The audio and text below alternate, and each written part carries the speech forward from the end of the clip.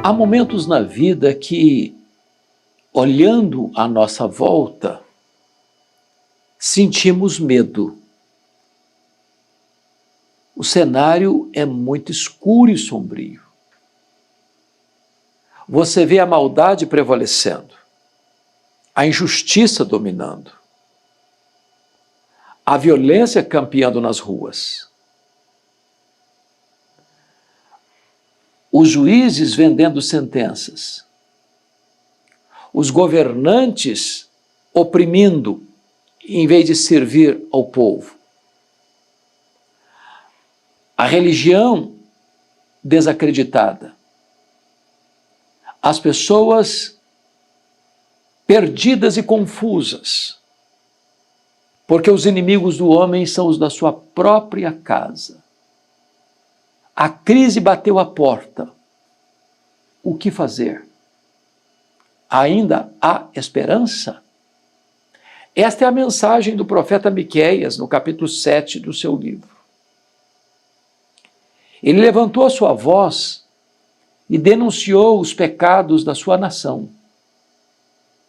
Pecados cometidos pelos líderes, pelos governantes, pelos sacerdotes, pelos juízes, pelo povo. E aqui eu gostaria de trazer à sua mente esclarecida esse quadro que o profeta Miqueias traz.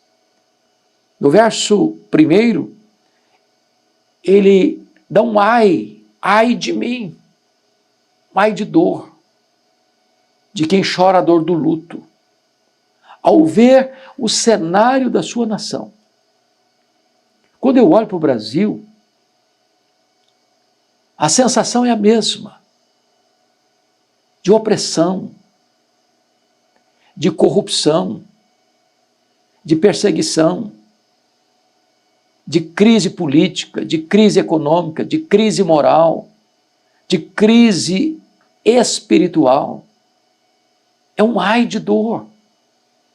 Mas no verso 2, ele vai dizer assim: pereceu da terra o piedoso, e não há entre os homens quem seja reto. Todos espreitam para derramar sangue, e cada um caça a seu irmão com rede. Ele está tão angustiado que ele olha pela vitrine e não vê ninguém mais. Não dá para confiar em ninguém mais. As relações não são fraternais mais. Há um ambiente de hostilidade, onde cada um quer destruir o outro. Não é o inimigo declarado, é gente irmã, do mesmo sangue, talvez que mora debaixo do mesmo teto, que frequenta a mesma assembleia, que mora no mesmo bairro. Gente que não confia mais em ninguém.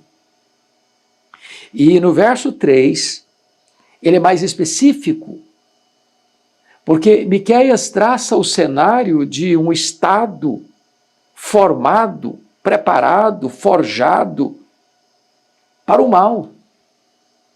O aparelhamento do Estado para o mal. Escute a leitura do versículo 3. As suas mãos estão sobre o mal e o fazem diligentemente.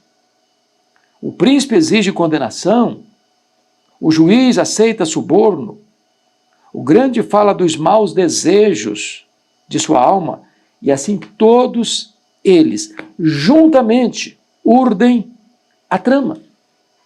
O que é isso senão um conluio do crime? O que é isso senão o ajuntamento das forças que governam, dos poderes constituídos, juntamente com a supremacia econômica, juntos urdem a trama para se aproveitarem do sistema, para se locupletarem diante do cenário. E isso o profeta Miqueias está vendo na sua nação 700 anos antes de Cristo. Quando ele afirma que o príncipe exige condenação.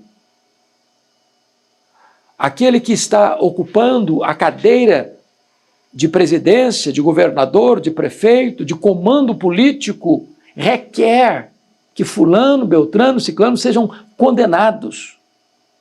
O juiz, que deveria ter independência para julgar de acordo com os autos do processo e de acordo com os ditames da lei, aceita suborno. Tem partido. E toma o partido errado. Ele diz ainda mais que o grande fala dos maus desejos da sua alma. O grande é o poderoso, é o que detém o poder econômico. É aquele que nos bastidores comanda todo o processo. E assim eles todos, atrás das cortinas, nos corredores do poder, nos bastidores, urdem a trama. Agora preste atenção no que Miqueias vai dizer sobre esses que estão tramando. O melhor deles é como um espinheiro. O mais reto é pior do que uma cerca de espinhos. Veja você que quem está na liderança não está por mérito de vida ilibada, de conduta irrepreensível. Miqueias está dizendo que o melhor deles é como um espinheiro, que machuca, que fere, que sangra, que não produz nada. É chegado o dia anunciado por tua sentinela, o dia do teu castigo. Aí está a confusão deles. E Miqueias vai adiante e diz assim: não creiais no amigo, nem confieis no companheiro, guarda a porta da tua boca àquela que reclina sobre o teu peito. Ou seja, nesse ambiente, é um ambiente de suspeita, de espreitamento, de vigilância. As paredes escutam. Você abre o coração para alguém que você acha que é seu amigo e ele vai trair você, vai puxar seus tapetes, vai apunhalar você pelas costas, vai denunciar você a esse complô do poder que tomou o Estado para fazer o mal. Miqueias está descrevendo a sua nação 700 anos antes de Cristo, retratando para nós a atualidade da Bíblia e mostrando para nós que o coração do homem é o mesmo, desesperadamente corrupto, conforme diz a Bíblia. Mas essa crise não é uma crise apenas política, lá nos bastidores do poder, não. O versículo 6 ele diz: porque o filho despreza o pai, a filha se levanta contra a mãe, a nora contra a sogra, e os inimigos do homem são os da sua própria casa.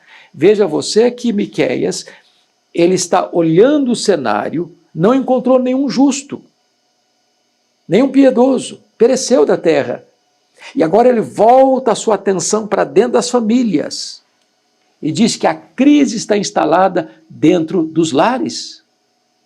Pais contra filhos, filhos contra pais, nora contra sogra, genro contra o sogro.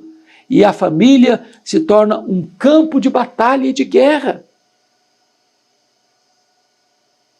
Não há harmonia, não há amor, não há parceria, não há cooperação. Ao contrário, ele diz que os inimigos do homem são os da sua própria casa. Agora, para um pouquinho aqui. Esse é o diagnóstico. O que fazer num diagnóstico desse? É a pergunta que eu escuto todo dia, toda hora, andando por esse Brasil afora. Tem esperança? Tem saída para o Brasil? Tem jeito de melhorar? Será que nós vamos sair desse buraco em que nos encontramos? Será que é possível botar o Brasil nos trilhos? Será possível que os governantes vão ser pessoas de bem, que vão trabalhar para o desenvolvimento da nação? Será que poderemos confiar nas cortes para julgarem conforme os preceitos da lei? Será que nós podemos confiar naqueles que legislam para fazerem leis justas? Será que nós podemos confiar nas relações nacionais e internacionais? Será que nós podemos confiar na estrutura familiar? Essa é a pergunta. Vamos ver o que ele responde? O profeta Miqueias diz assim, versículo 7. Eu, porém, veja a conjunção adversativa, eu, porém, olharei para o Senhor e esperarei no Deus da minha salvação. o meu Deus me ouvirá. Miqueias está propondo aqui não uma rebelião, não uma revolução armada, ele está propondo aqui um clamor ao Deus Todo-Poderoso que pode mudar as circunstâncias, porque Ele quem põe no trono, Ele quem tira no trono, Ele quem dá vida, Ele quem tira a vida, Ele quem exalta, Ele quem rebaixa, Ele está com as rédeas da história em suas mãos. Ele diz, porém, eu olharei para o Senhor. Eu buscarei o Deus da minha salvação. E eu tenho convicção de que o meu Deus me ouvirá. Então, eu gostaria de olhar com você agora algumas lições ainda do texto. E o versículo de número 8 diz assim: ó minha inimiga, não te alegres a meu respeito. Ainda que eu tenha caído, levantar-me-ei. Se morar nas trevas, o Senhor será a minha luz. Então preste atenção, agora eu quero falar de forma muito particular e individual ao seu coração. Talvez você caiu, você tropeçou, você passou por um revés, quem sabe uma queda moral, uma situação que deixou você no chão, na lona, nocauteado, envergonhado, humilhado. E os seus inimigos estão lá babando de alegria porque você caiu, porque você está sofrendo, porque você está passando por uma crise medonha. E este homem está dizendo, se você cair, calma, Deus vai levantar você. Quem zombou, quem escarneceu de você porque você caiu, não vai conseguir prevalecer, porque Deus vai levantar você, Deus vai segurar você, Deus vai recuperar você, Deus vai restaurar a sua sorte. Não é você que vai se levantar por sua própria força, é Deus quem vai levantar.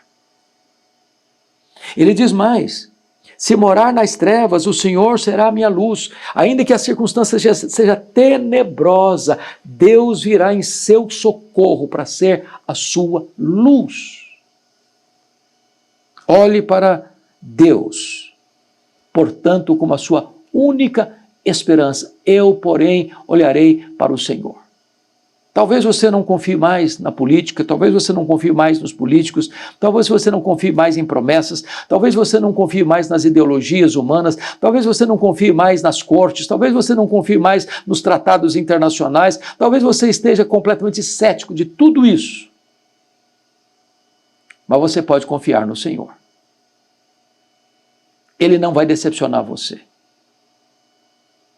Segundo lugar, reconheça seu pecado contra Deus e aceite a sua disciplina.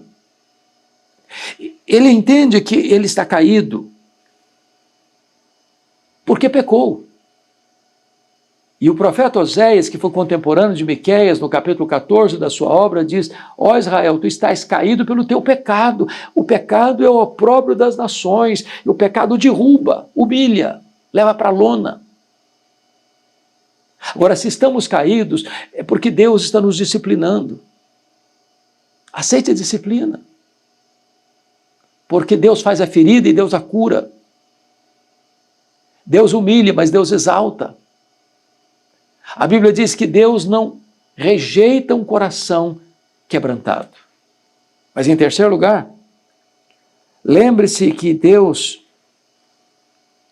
nunca vai abandonar você.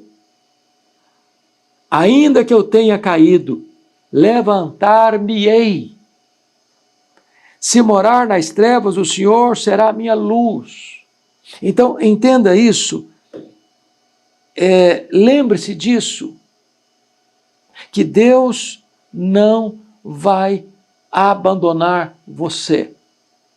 Você não vai continuar prostrado, você não vai continuar caído. Deus vai levantar você, Deus vai iluminar o seu caminho.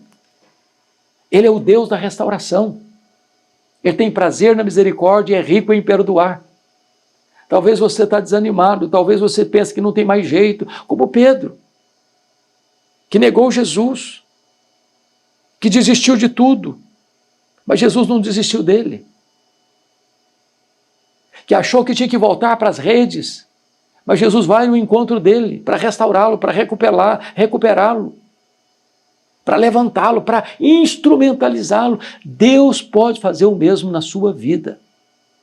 Mas ainda, finalmente, saiba que Deus cobrirá você com a sua justiça. O versículo 9 diz: sofrerei a ira do Senhor, porque pequei contra ele, até que julgue a minha causa e execute o meu direito. Ele me tirará para a luz, e eu verei a sua justiça. Note isso. O pecado tem consequência. E Deus nos disciplina, não porque nos rejeita, não porque não nos ama, exatamente porque Ele nos ama é que Ele nos disciplina, porque se nós não fôssemos filhos ou bastardos, Ele nos deixaria a nossa própria sorte, mas porque somos filhos, quando erramos, quando pecamos, quando transgredimos, Ele nos disciplina, mas não nos abandona. Ele nos recupera. Ele me tirará para a sua luz, e eu verei a sua justiça, a justiça de Cristo imputada a nós. Então, ele conclui esse capítulo 7, lá no verso 18 a 20. E no verso 18, ele, olhando para Deus, esse Deus que disciplina e esse Deus que restaura, diz assim: quem, ó Deus, é semelhante a ti, que perdoas a iniquidade e te esqueces da transgressão do restante da tua herança? O Senhor não retém a sua ira para sempre, porque tem prazer na misericórdia. Quem é como Deus? Tão compassivo, tão misericordioso, tão bondoso, tão perdoador. Ele diz no verso 19: tornará a ter compaixão de nós. Ele já teve no passado, vai ter de novo agora no presente.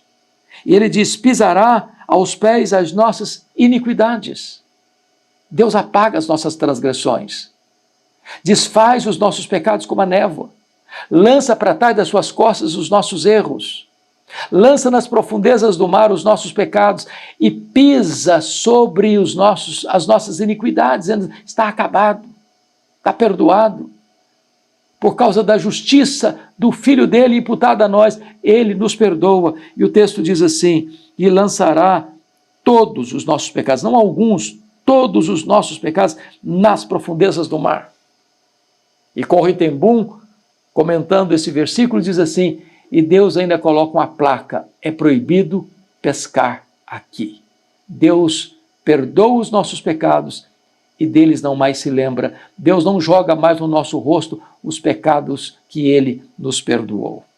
Então, chega ao verso 20, finalmente, ele diz: mostrarás a Jacó a fidelidade, a Abraão a misericórdia, as quais juraste a nossos pais desde os dias antigos. Deus retrata aos nossos antepassados e a nós a sua fidelidade e a sua misericórdia. Se a crise bateu à sua porta, ainda assim tem esperança. Não nos homens, não nas instituições humanas, não nos governos humanos, não nas cortes humanas, não no mercado internacional, não nas transações internacionais, mas você pode ter esperança em Deus.